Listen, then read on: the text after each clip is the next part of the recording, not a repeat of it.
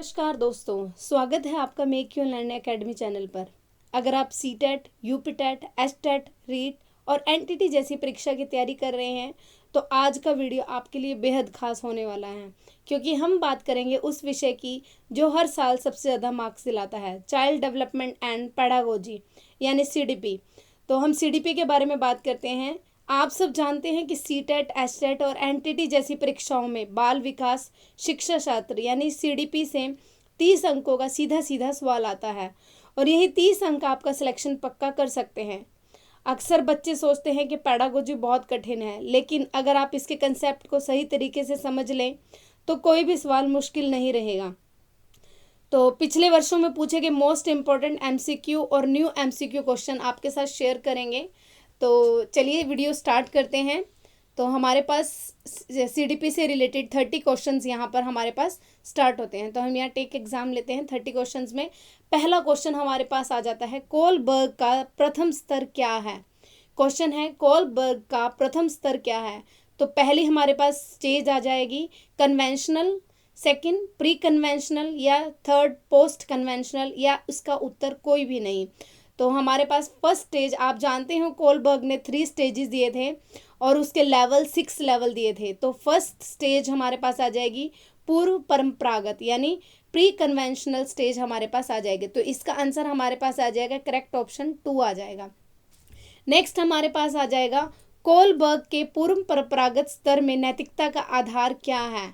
Kohlberg के पूर्व परंपरागत स्तर में नैतिकता का आधार समाज के नियम है, व्यक्तिगत सिद्धांत है, दंड व पुरस्कार है, न्याय व अधिकार है। तो इसका आंसर हमारे पास आ जाएगा दंड व पुरस्कार। तो नेक्स्ट हम क्या आ जाएगा इसका आंसर, दंड व पुरस्कार। नेक्स्ट हमारे पास आ जाएगा एरिक्सन के अनुसार उद्योग बनामहीनता किस आयु में है। इंडस्ट्री वर्सेस इंफ्रायरिटी एरिक्सन की कौन सी अवस्था है। तो इसमें किस वर्ष के बालक आ जाते हैं। इसमें 6 से 12 वर्ष के बालक आते हैं। जन्म से 1 वर्ष, 1 से 3 वर्ष, 6 से 12 वर्ष या किशोर अवस्था, इसमें 6 से 12 वर्ष के आयु के बालक आ जाते हैं। नेक्स्ट हमारे पास आ जाएगा फ्रायड के अनुसार लेटेंसी अवस्था कौन सी है। फ्रायड के अनुसार लेटेंसी अवस्था जन्म से 1 वर्ष है, 3 से 6 वर्ष है, 6 से 12 वर्ष है या 12 वर्ष के बाद है। तो इसका करेक्ट आंसर आ जाएगा 6 से 12 वर्ष। फ्रायड की लेटेंसी स्टेज है 6 से 12 वर्ष। तो इसका आंसर है 6 से 12। नेक्स्ट हमारे पास आ जाएगा एरिक्सन के पहचान बनाम भूमिका भ्रम का चरण कौन सा है। Identity versus role confusion Erikson की स्टेज है। इसमें क्या कौन सी अवस्था आ जाएगी हमारे पास, कौन सी चरण आ जाएगा। तो इसका राइट आंसर हमारे पास आ जाएगा शैशवावस्था आ जाते हैं या बाल्यावस्था आती है, किशोरावस्था है या प्रौढ़ावस्था। इसका उत्तर आ जाएगा किशोरावस्था।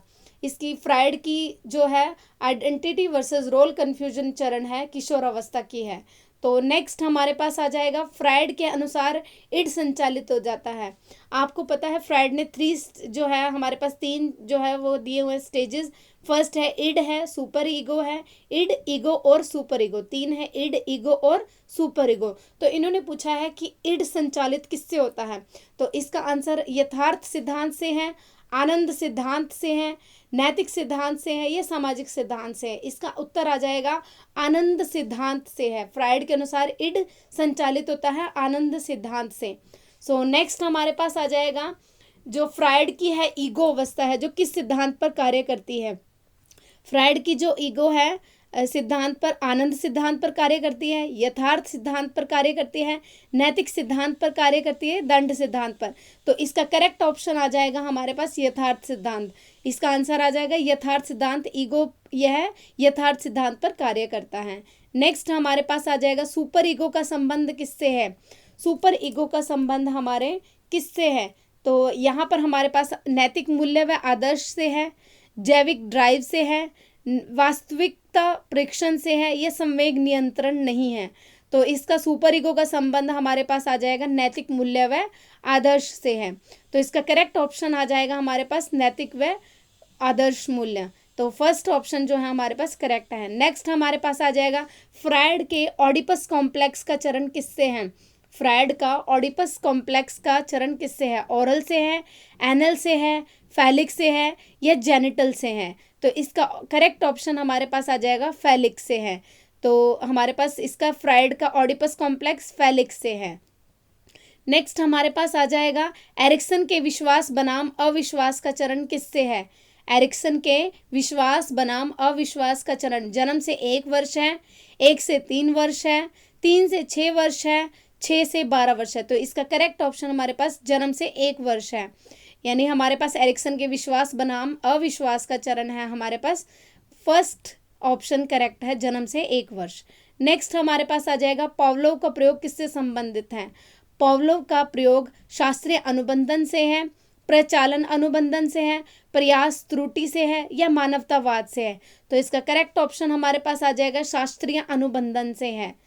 तो नेक्स्ट हमारे पास आ जाएगा शास्त्रीय अनुबंधन में CS का क्या अर्थ है। तो शास्त्रीय अनुबंधन में कंडीशनल स्टिमुलस से है, सेंट्रल स्टिमुलस से है, कंट्रोल्ड सिग्नल से है या कॉमन स्टिमुलस से है। तो इसका करेक्ट ऑप्शन 1 से है, कंडीशन स्टिमुलस से है, कंडीशन स्टिमुलस से है, इसका करेक्ट ऑप्शन 1 आ जाएगा। नेक्स्ट हमारे पास आ जाएगा स्किनर का प्रमुख सिद्धांत किससे संबंधित है। स्किनर का प्रमुख सिद्धांत शास्त्रीय अनुबंधन से है, प्रचालन अनुबंधन से है, संवेदी गयात्मक से है या गेस्टॉल्ट से है। इसका करेक्ट ऑप्शन है स्किनर का है प्रचालन अनुबंधन से है, स्किनर का है प्रचालन अनुबंधन से है। नेक्स्ट हमारे पास आ जाएगा सुदृढ़ीकरण यानी रेनफोर्समेंट का उद्देश्य क्या है। रेनफोर्समेंट का उद्देश्य व्यवहार घटाना है, व्यवहार बढ़ाना या कायम रखना है, व्यवहार बदलना नहीं है या दंड देना है। तो इसका करेक्ट ऑप्शन हमारे पास 2 आ जाएगा, व्यवहार बढ़ाना यानी कायम रखना है। नेक्स्ट हमारे पास आ जाएगा बेंडूरा के अनुसार सीखना मुख्यतः होता है। बेंडूरा जो है आप जानते हो, बेंडूरा भी हमारे पास एक साइकोलॉजिस्ट हैं, उन्होंने जो उनके अनुसार जो सीखना मुख्यतः क्या होता है, अनुकरण व परीक्षण से है, दंड से है, केवल दंड से है, केवल पुरस्कार से है, केवल अभ्यास से है। तो इसका फर्स्ट ऑप्शन करेक्ट आ जाएगा अनुकरण व परीक्षण से। ऑब्जर्वेशन थ्योरी बेंडूरा ने दी है। तो नेक्स्ट हमारे पास आ जाएगा बेंडूरा के बोबोडोल अध्ययन का निष्कर्ष क्या है।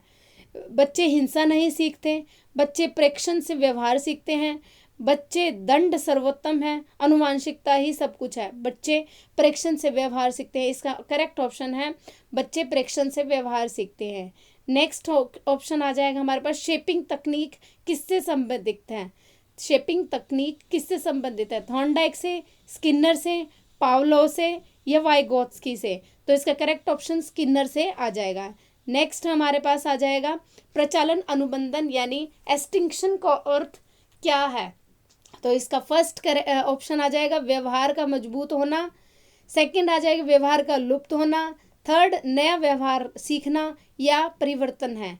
इसका ऑप्शन करेक्ट 2 आ जाएगा व्यवहार का लुप्त होना। नेक्स्ट हमारे पास आ जाएगा अंतरालित सुदृढ़ीकरण यानी इंटरमिटेंट रेनफोर्समेंट से क्या अभिप्राय है। इसका तात्पर्य है व्यवहार जल्दी समाप्त, व्यवहार अधिक टिकाऊ, व्यवहार में कोई प्रभाव नहीं या हमेशा घटता है। तो व्यवहार अधिक टिकाऊ, इसका ऑप्शन आ जाएगा व्यवहार अधिक टिकाऊ आ जाएगा।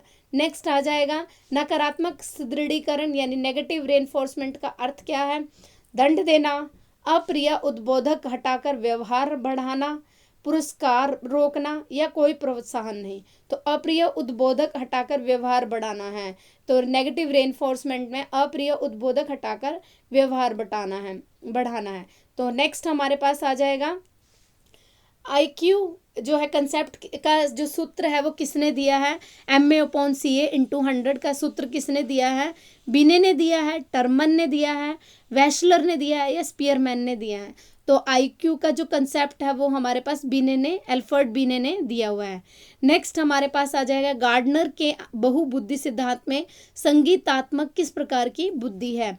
गार्डनर के बहुबुद्धि सिद्धांत में जो संगीतात्मक बुद्धि है अंतर्व्यक्तिक है, पारंपरिक है, संगीतात्मक लयबद्ध है या प्रकृतिवादी है। तो संगीतात्मक लय बुद्धि है, इसका करेक्ट ऑप्शन हमारे पास आ जाएगा। नेक्स्ट है मैस्लो की आवश्यकताओं का सही क्रम क्या है। आत्म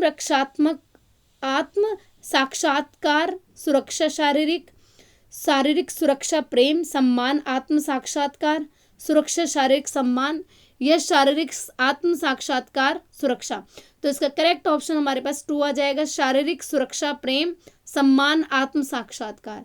नेक्स्ट हमारे पास आ जाएगा आंतरिक प्रेरणा, इंट्रिंसिक जो मोटिवेशन है उसका क्या उदाहरण है। इंट्रिंसिक मोटिवेशन, अंक पाने के लिए पढ़ना, ज्ञान के आनंद के लिए पढ़ना, डांट से बचने के लिए पढ़ना या इनाम से पढ़ना। तो ज्ञान के आनंद के लिए पढ़ना, इसका करेक्ट ऑप्शन है इंट्रिंसिक मोटिवेशन होगा। तो हमारे पास यानी इंट्रिंसिक मोटिवेशन जो हमारे अंदर से जागृत होती है वो है ज्ञान के आनंद के लिए पढ़ना। देखिए अंक पाने के लिए ये इंट्रिंसिक नहीं है, ये एक्सटर्नल मोटिवेशन है, यानी हम बाहरी तरीके से दूसरों को दिखाने के लिए पढ़ रहे हैं, पर यहाँ अंक के आनंद के लिए पढ़ना यह इंट्रिंसिक मोटिवेशन है।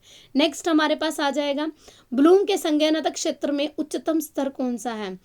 ब्लूम के संज्ञानात्मक क्षेत्र में उच्चतम स्तर है स्मरण है, अनुवर्तन है, सृजन या निर्माण है, प्रयोग है। तो इसका राइट ऑप्शन जो है निर्माण व सृजन है। नेक्स्ट हमारे पास आ जाएगा समझ, अंडरस्टैंडिंग ब्लूम के किस स्तर पर है, कॉम्प्रिहेंशन पर है, एप्लीकेशन पर है, एनालिसिस पर है या सिंथेसिस पर है। तो करेक्ट ऑप्शन इसका आ जाएगा कॉम्प्रिहेंशन, इसका करेक्ट आंसर है कॉम्प्रिहेंशन पर। नेक्स्ट है हमारे पास निर्माणवाद शिक्षण में बल देता है, रटने पर देता है, अनुभव आधारित स्व निर्माण पर है, केवल व्याख्यान पर है या दंड पर है। अनुभव आधारित स्व निर्माण पर, इसका करेक्ट आंसर आ जाएगा अनुभव आधारित स्व निर्माण पर है। निर्माणवाद जो शिक्षण है हमारे पास अनुभव आधारित स्व निर्माण पर बल देता है। नेक्स्ट हमारे पास आ जाएगा फॉर्मेटिव आंकलन का उद्देश्य क्या है। फॉर्मेटिव आंकलन का उद्देश्य टर्म अंत परिणाम देना है, टर्म अंत परिणाम देना है, सीखने में निरंतर सुधार है, उत्तीर्ण आकृत या फिर केवल रैंकिंग पर। तो इसका करेक्ट ऑप्शन है हमारे पास सीखने में निरंतर सुधार है, इसका करेक्ट आंसर सीखने में निरंतर सुधार है। नेक्स्ट हमारे पास आ जाएगा समग्र मूल्यांकन, यानी समेटिव कब किया जाता है, समेटिव जो है असेसमेंट कब की जाती है, समेटिव इवैल्यूएशन कब किया जाता है समेटिव। तो ये समेटिव कक्षा के बीच में, आरंभ में, अंत में उपलब्धि मापने हेतु या हर दिन। अंत में उपलब्धि मापने हेतु, इसका करेक्ट आंसर है अंत में उपलब्धि मापने हेतु किया जाता है। नेक्स्ट हमारे पास आ जाता है विश्वसनीयता यानी रिलायबिलिटी का आशय क्या है। माप की सटीकता है, माप का वैध होना है, आसान होना है या कठिन होना है। तो इसका करेक्ट आंसर है माप की सटीकता। आई होप ये वीडियोस आपको पसंद आ रही है। तो अगर आपको ये वीडियो पसंद आई है प्लीज़ चैनल को सब्सक्राइब कीजिए और हमारे बेल आइकन को ज़रूर प्रेस कीजिए ताकि आपको आने वाली वीडियोस के नोटिफिकेशन मिल सकें। और CDP MCQ से रिलेटेड वीडियोस के लिंक डिस्क्रिप्शन में है, आप देख सकते हैं और वेबसाइट पर भी आप इनकी प्रैक्टिस कर पाओगे। So thank you so much.